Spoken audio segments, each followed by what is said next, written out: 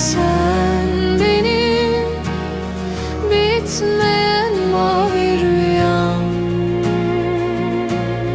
geceye sığmayan, güne sığmayan bir nefeslik canım olsa sana feda ederim. Yeter ki gözlerindeki o ışık hiç sönmesin.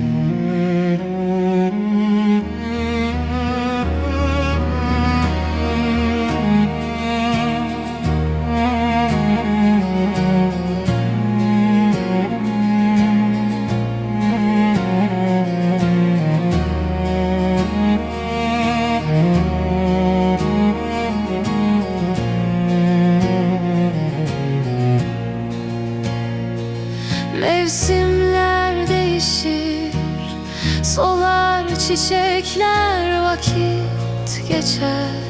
Her şey eskir belki de, ama kalbimdeki bu yangın hiç küllenmez. Aşkın bende bir ömür hiç tükenmez. Sen bitmeyen mavi rüyam, geceye sığmayan, güne sığmayan bir nefeslik canım olsa sana feda ederim.